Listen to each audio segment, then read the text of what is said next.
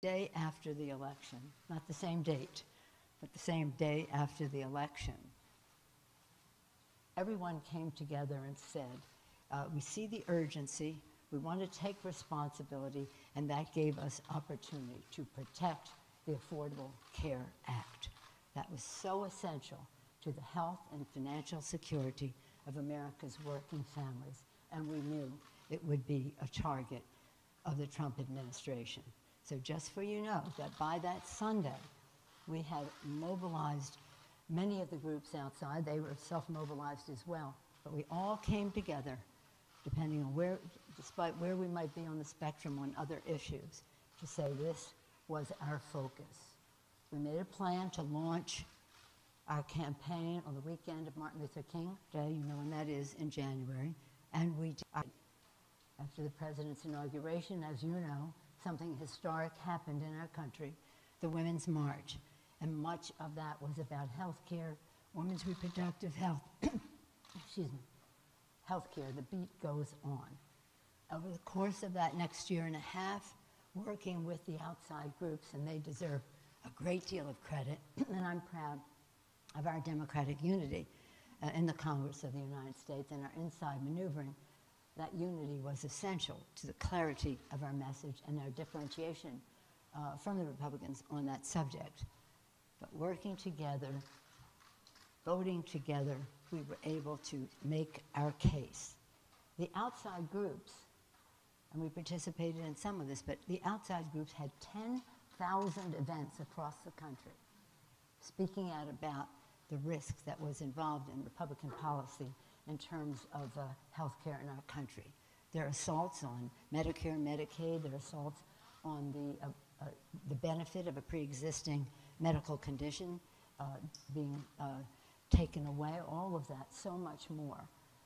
The issue about the cost of prescription drugs, all of those issues by groups, coalitions, HCAN, Protect Our Care, little lobbyists, advocacy groups of patient advocacy groups across the country, labor unions, veterans, the list goes on and on of so many people who were involved in that.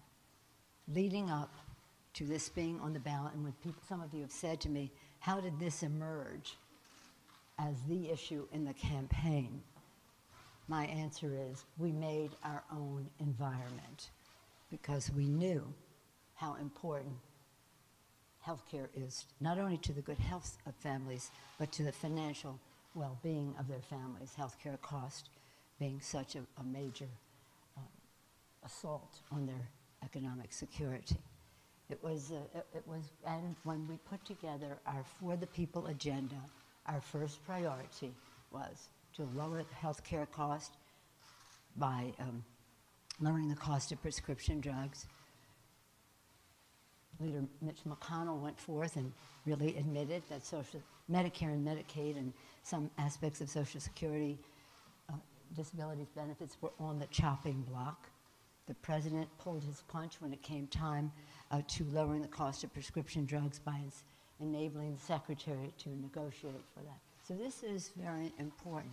That was For the People, lower health care costs, bigger paychecks by building the infrastructure of America, integrity in government by reducing the role of big dark money in the political spectrum. That was our agenda. Our candidates ran with it. But healthcare, healthcare, healthcare in every household in America is an important issue. The man whose office I occupy now, Speaker Tip O'Neill, he said all politics is local. When it comes to healthcare, all politics is personal. And so, again, we made our own environment. While the GOP tried relentlessly to distract and divide, our candidates kept their focus on that subject. And when I say our candidates for re-election as well. Voters delivered a resounding verdict against Congressional Republicans' attacks on Medicare, Medicaid, and the Affordable Care Act and people with pre-existing conditions in districts everywhere in America. They went in a new direction, a house that will, now they want a new direction, a house that will work to make progress in the lives of America's families and seniors. Democrats pledge, again, a new majority our For the People agenda: lower health care costs, lower prescription drugs, bigger paychecks, building the infrastructure, clean up corruption to make America work for the American people's interest, not the special interest. Yesterday's election was not only a vote to protect America's health care, it was a vote to restore the health of our democracy, the health of our democracy. Under the Constitution, I'm proud that the legislative branch is the Article 1, the first branch of government, the legislative branch. Right after that beautiful preamble stating our purpose, Article 1, the legislative branch, there as a co-equal branch of the other branches of government and a check and balance on other branches of government.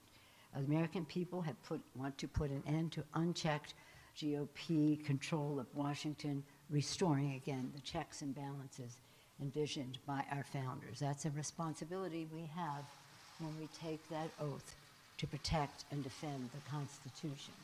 And we as Democrats are here to strengthen the institution in which we serve and not to have it be a rubber stamp for President Trump.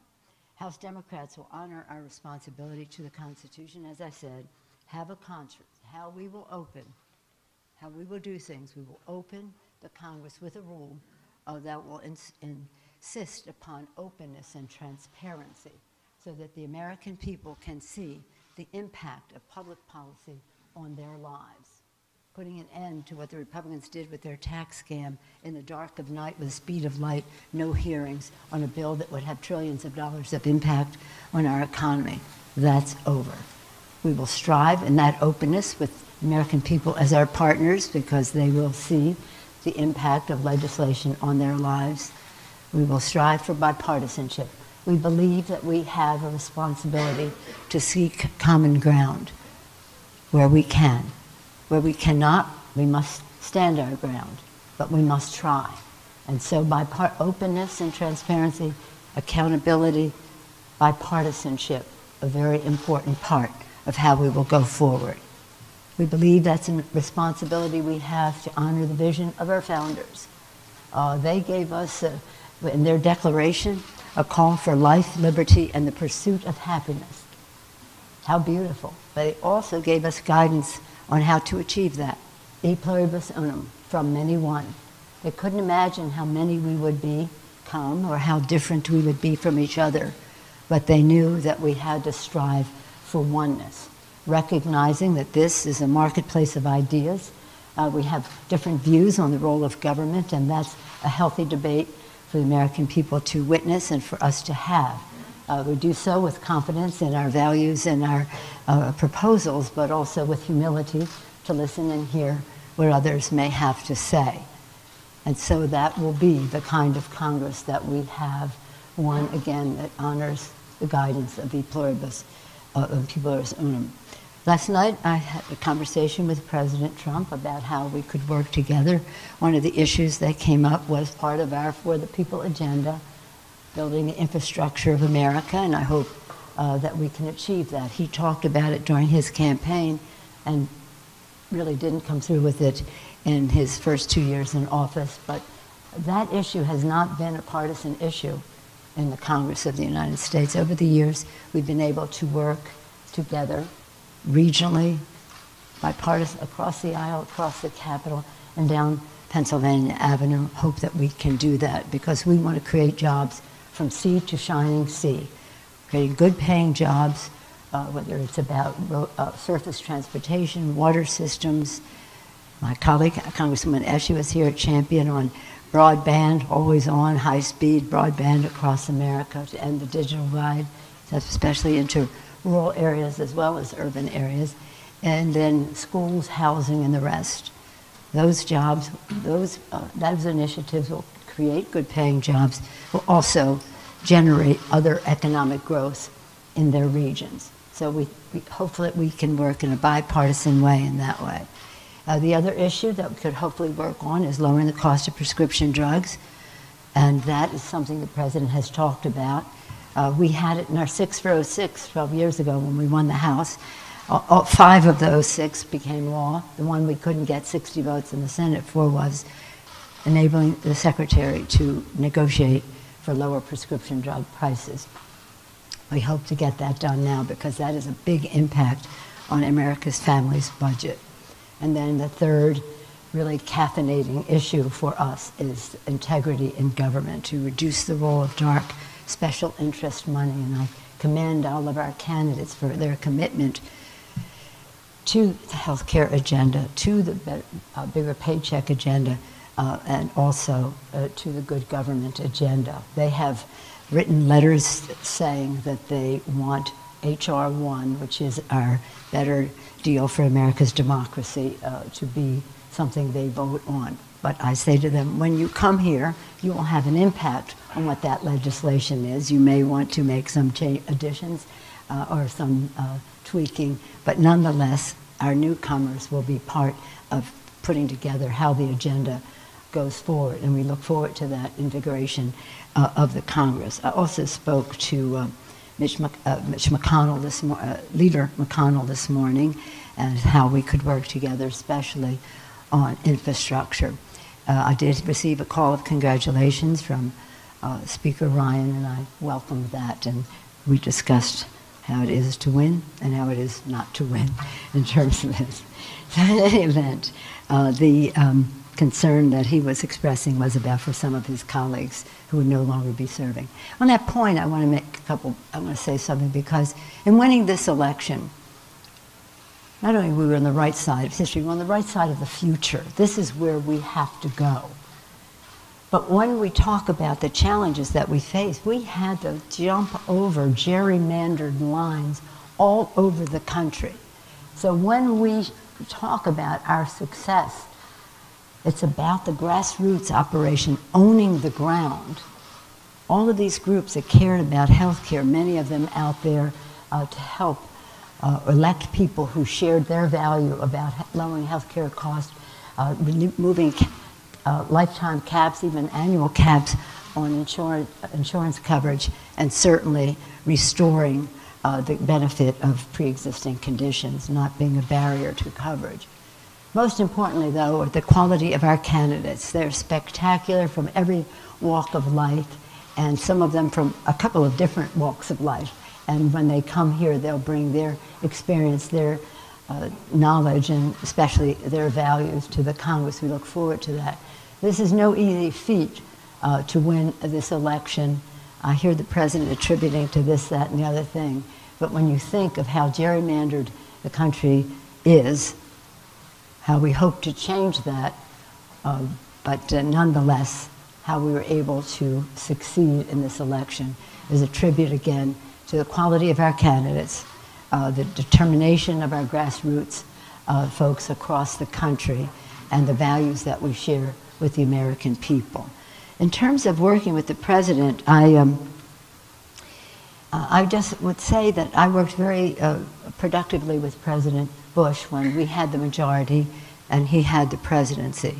We passed one of the biggest energy bills in the history of our country. We passed one of the biggest tax bills in terms of stimulus for low-income people as well as middle-income people in his presidency. And the list goes on. PEPFAR, he wanted PEPFAR, we want it big. And there's so many issues that we work together, even though I vehemently opposed him in the war in Iraq.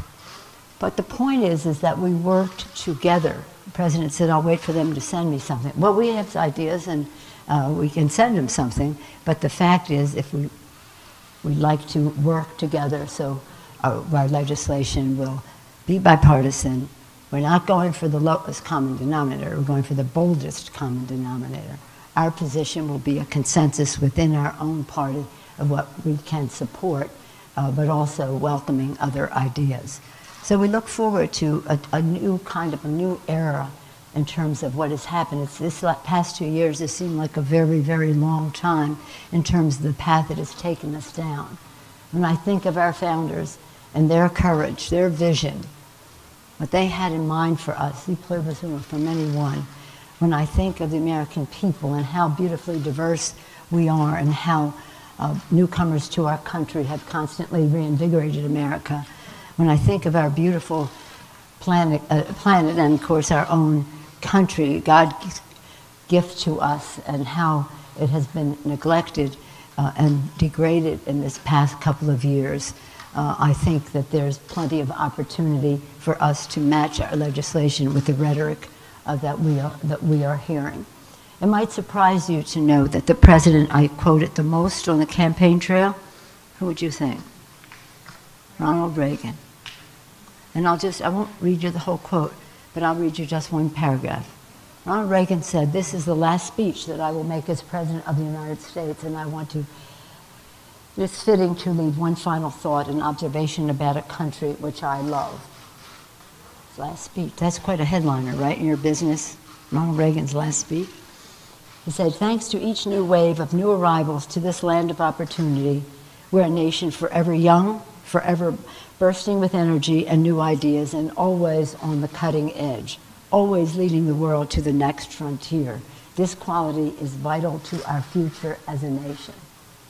Goes on to say, "If we ever close the door to new Americans, our leadership in the world would soon be lost."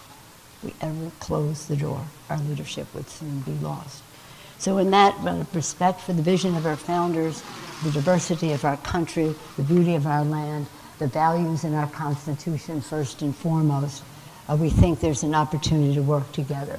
One sign of good faith on the part of the president to work together was for them to withdraw their assault on the pre-existing condition benefit, which the Republican attorneys general across the country have put forth, and which this administration has said they will defend the law of the land. They'll join in that lawsuit. That's just wrong. That's just wrong. So we think, again, as a sign of good faith and in keeping with what they're saying on the campaign trail, prove it, withdraw the lawsuit. So that would be one place that we could start. In any event, next week we look forward to welcoming our new class of freshmen. We will celebrate their diversity, the freshness of their thinking, and the rest. And they will immediately be incorporated into our building of consensus on how we go forward in a very open, transparent, bipartisan, unifying Congress. Any questions? Yes, sir, because I didn't give you last night. The president warned in his press conference about Democratic investigation into the White House and Trump administration. He said there's a halt government. He also said that the tax returns wouldn't be released necessarily because of a continuous audit. So my question is, are you concerned about Democratic overreach in any way in your investigations? And two, how far are you willing to take the push to get the president's tax returns in this new Democratic authority? The president also said this was a good day for Republicans. So let's put that in perspective as well. We have a constitutional responsibility to have oversight. That's the balance of power. I'm an appropriator. It was one of the places I was forged in the Congress, on the Appropriations Committee as well as on the Intelligence Committee. Both places whose hallmarks were bipartisanship, nothing. We could always, left to our own devices, find our solutions. That, of course, has changed now when the poison pills rain down from on high. But in appropriations and in many of the other all of the other committees, we have a responsibility for oversight. And hopefully, in the course of asking for information, we can just make the request and the information will come in. We're concerned about what's happening at EPA, for example, to degrading of the air we breathe and the water we drink, despite what the president said today. So that's only one example. I don't think we'll have any scattershot freelancing in terms of this. We will have a responsibility to honor our oversight responsibilities, and that's the path that we will go down. We, again, trying to unify our country. How far will you go to try to get those tax returns? Look, when our committees, I'm a big believer in the committee system, always have been, our committees will make their decisions and make their recommendations to the caucus. But you can be sure of one thing. When we go down any of these paths, we'll know what we're doing and we'll do it right. Yes, ma'am. Yes. 30 more. And also, with you and your leadership team staying at the top, how are they Well, I have always advanced members into the leadership. They have to decide they want to run. Many people like making their mark in their committees, and that's a decision they have to make. But to your first part of your question, some people have said to me, and I appreciate your question, some people have said to me, now that we have more women coming in, will we have more emphasis on things like child care and this or that? We have a big emphasis on that, and we need to make it stronger in the majority. But that's across the board in our caucus. I don't want women only to be, as important as that is, and it's vitally important to women's role in the workplace, I want women to not just be talking about those issues, because we view every issue as a women's issue. We believe the national security of our country is a women's issue. The economic security of our country. National security, economic security, issues that relate to energy and the rest. They're women's issues. So what I have always tried to do with everyone here is to, if they're interested, and try to introduce them to be interested, is to have a security credential, whether it's on armed services, intelligence, foreign affairs, veterans affairs, Mr. Cummings' Committee of Government Oversight, judiciary and fighting terrorism, to have a security credential. I think this is very important for the face of security in our country, not to just be the men who've been doing it all along, with all due respect to their terrific leadership, but for women to take command and have standing on those issues. And many of our new members coming in bring standing with them already. Some do, some do not. I do think that in terms of the economy and our committees, we have Maxine Waters at Financial Services, so there's already a record of high leadership on issues that relate to the economic security of our country. We have, I think, 4 new women members on the Ways and Means Committee just this past year, when usually there'd be 1 or maybe 1 or 2, but an infusion of 4 more new members. So again, in all of these issues, I want women to take ownership of what would be traditionally not as highly visible roles for them. And that's one of the ways that they will change the Congress, so that when the White House or the administration, whatever administration is, has to report to leadership in the Congress at any level about the safety of our country, they'll be talking to the full diversity of our country, our women, people of color, LGBTQ, and I think that's a very positive thing, because people in the public will see people who share their values, their experience, their concern, making decisions about the safety and security of our country. Many of the women that have been elected have said that they're not sure they can support you being Speaker of the House. You were the first woman Speaker of the House. Are you confident that you are going to be the next Speaker of the House? Yes, I am. Yes, I am. What I say to those women, congratulations on your election. Welcome.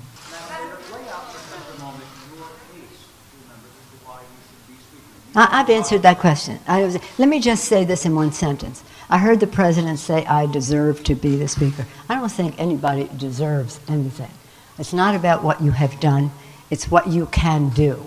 What you have done in the past speaks to your credentials, but it's about what you can do. And I think I'm the best person to go forward to unify, to negotiate. I'm a good negotiator, as anyone can see in terms of how we have won every negotiation so far. The only one we didn't win, because it wasn't a negotiation, was the GOP tax scam in the dark of night and the speed of light, as I said earlier. So I think that my case is about being the best person for how we go forward, and I'm not going to answer any more questions on that subject. We saw something this morning that challenges the conscience of our country.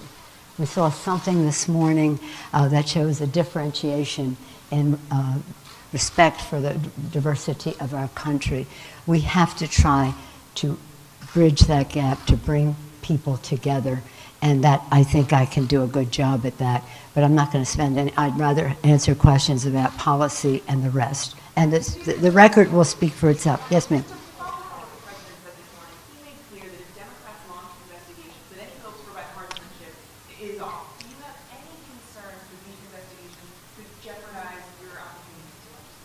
We do not intend to abandon or relinquish our responsibility as Article 1, the first branch of government, and our responsibilities for accountability, for oversight, and the rest. This doesn't mean we go looking for a fight, but it means that if we see a need to go forward, we will. But that will be the work of our committees.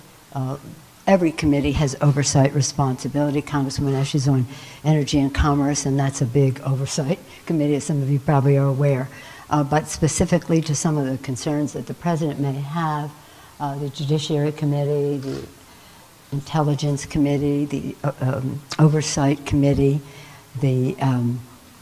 well, there are a number of committees that, depending on how we go down the path, the Financial Services Committee, did I say Intelligence? Oh, Homeland Security Committee, because of course we are shamed as a nation by a policy that takes babies out of the arms of their mothers, that builds tents and all the rest to house people that they're in their separation of families. So we want to look into that. And we would hope that we could do so by simply having oversight. If in fact it requires a subpoena, I hope not, but so be it.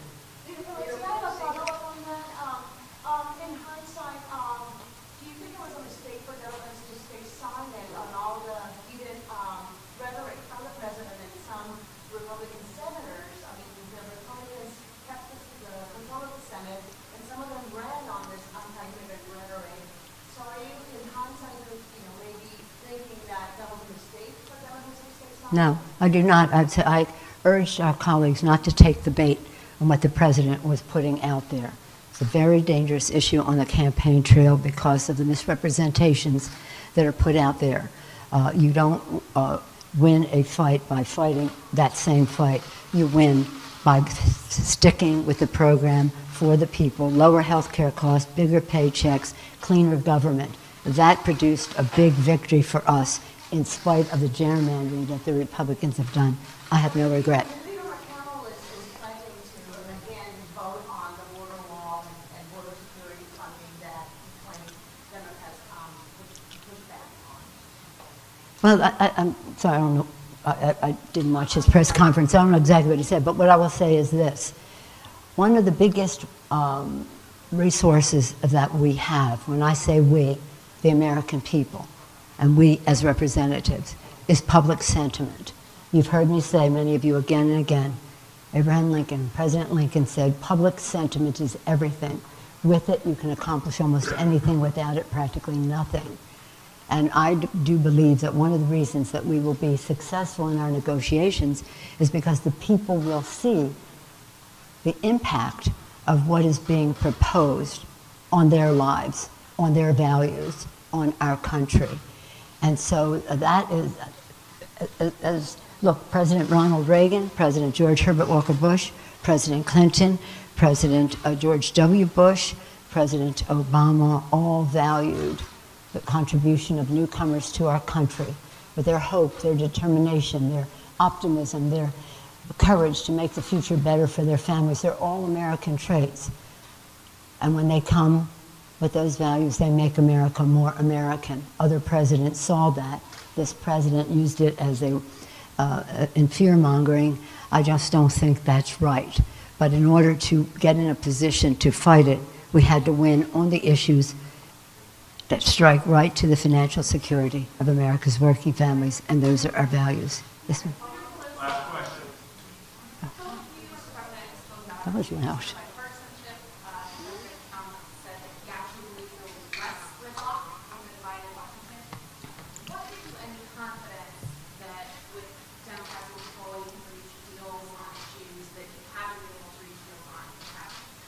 Public sentiment, our biggest ally. Martin Luther King said, legislation, no, he said, the ballot, the ballot, the ballot. Legislation, legislation, legislation. Your life, your life, your life. Calling to people's attention clearly that voting was important because what happens legislatively can impact their lives. With our transparency in government, we intend for people to see the impact of legislation on their lives and to weigh in on it. That is our strength. That is our strength. Another person who marched with Dr. King, Walter Reuther, he said the bread box and the ballot box cannot be separated. Decisions made at the negotiating table, successes at the negotiating will be overturned by what happens in legislative halls. People have to see more clearly the connection to voting, policy, and their lives so that they will vote and they will have an impact on the public policy. I feel very confident about it. I think Democrats come into this majority with a responsibility not to Democrat. It's not about Democrats or Republicans. It's about the United States of America. It's about the country that Ronald Reagan talked about, that he loved, the president said he loved, that we all love. We have a great obligation to honor the vision of our founders and what they were so courageous in fighting for and so brilliant in presenting to us. We have a responsibility to our men and women in uniform, the sacrifices they and their families have made over time to keep us the land of the free and the home of the brave. And we have a major responsibility to our children and their future, because this is all about, elections are all about the future. And I think there has to be a place where we can find common ground to end a situation in our country, which is that 1 in 5 children in America goes to sleep hungry at night. 1 in 5 children in America live in poverty. How could it be in the wealthiest country that ever existed in the history of the world? How do we address that?